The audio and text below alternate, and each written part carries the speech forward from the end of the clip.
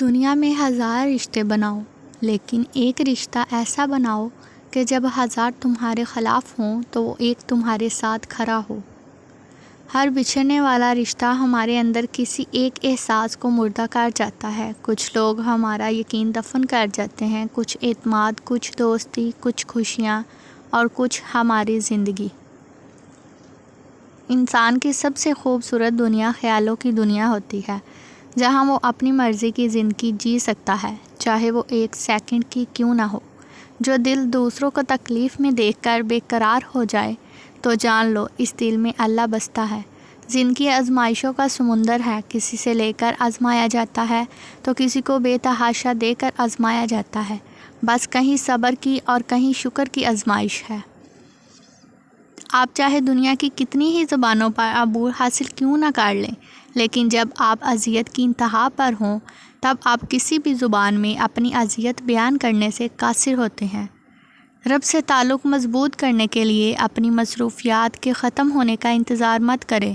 یاد رکھیں، یہ مصروفیات آخری سانس تک آپ کا پیچھا نہیں چھوڑے گی۔ ابھی اپنے رب کی طرف پلٹیں۔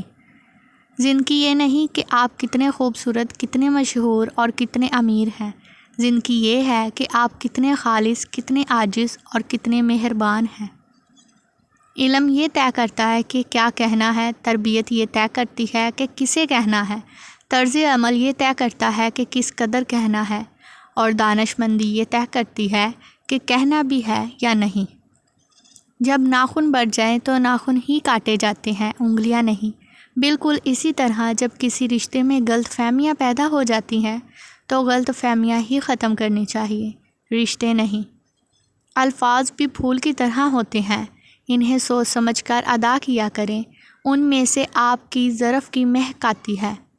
کوئی کسی کو نہیں سمجھ سکتا۔ انسانوں کے دل سمندر سے زیادہ گہرے اور آگ سے زیادہ پر اسرار ہوتے ہیں۔ عورت اس حد تک نازک مزاج ہے کہ ایک پھول اسے راضی اور خوش کر دیتا ہے اور ایک لفظ اسے مار دیتا ہے۔ تنقید سے پہلے تحقیق، الزام سے پہلے ثبوت اور اختلاف سے پہلے دلیل رکھنا اعلیٰ کردار کی علامت ہے۔ تنقید کرنے والوں کو آپ پانی پر چل کر بھی دکھا دیں تب بھی کہیں گے کہ تیرنا نہیں آتا اس لیے چل رہا ہے۔ لوگ آپ کے اندر آپ کا دکھ تلاش نہیں کرتے، انہیں اس تماشے کی کھوج ہوتی ہے جو آپ کے ساتھ ہوا ہو۔ ہر وہ چیز جو آپ کے مسکرانے کا باعث بنے، اسے راز میں رکھیں۔ لوگ ان چیزوں کو برباد نہیں کر سکتے جن کو وہ نہیں جانتے۔ سورۃ یوسف ہمیں یہ سکھاتی ہے کہ کچھ خواب سچے ہوتے ہیں، بیمار صحت یاب ہو جاتے ہیں اور کھوئے ہوئے مل جاتے ہیں۔ بس ہمیں اللہ تعالیٰ کی ذات سے مایوس نہیں ہونا چاہیے۔ حضرت علی نے فرمایا، پسند اس کو نہ کرو جو دنیا میں سب سے حسین ہو، بلکہ پسند اس کو کرو جو تمہاری عزت کرتا ہو۔ ہم میں سے زندہ وہی رہے گا جو دلوں میں زندہ رہے گا، اور دلوں میں وہی زندہ رہتے ہیں جو خیر اور آسانیاں بانٹتے ہیں۔ زندگی میں ایک وقت ایسا بھی آتا ہے جب ہمیں پتہ چلتا ہے کہ ہمارے ہونے یا نہ ہونے سے کسی کو کوئی فرق نہیں پڑتا۔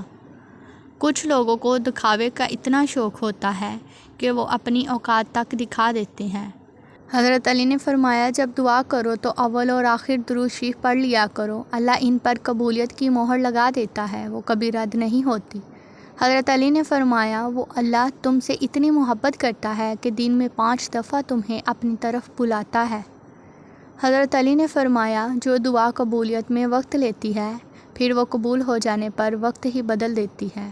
جب انسان کسی سے ڈرتا ہے تو اس سے دور بھاگتا ہے، لیکن جب وہ اپنے رب سے ڈرتا ہے تو وہ اس کے اور قریب ہو جاتا ہے۔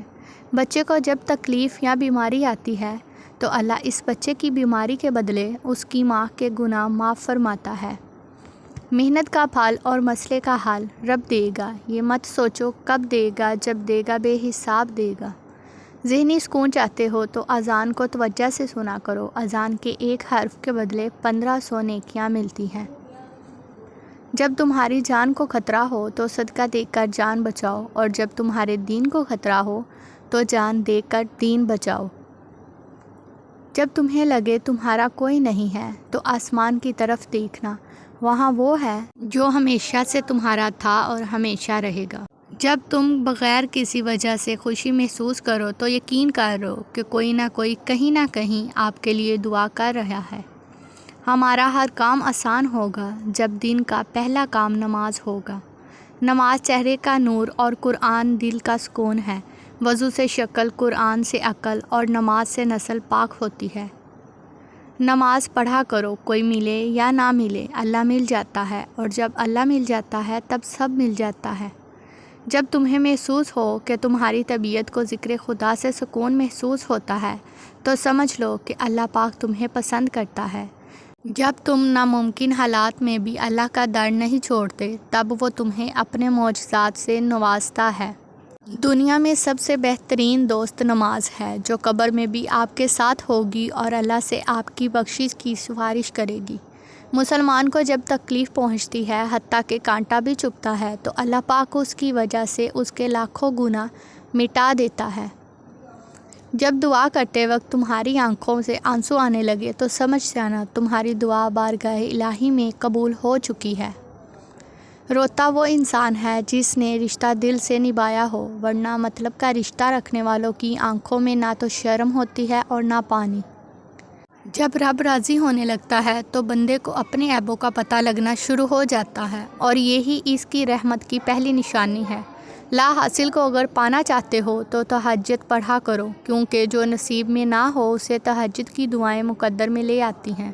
صدقہ دعاؤں کے قبول ہونے اور مشکلوں سے نکلنے کا ذریعہ ہے۔ صدقہ برائی کے 70 دروازے بند کرتا ہے۔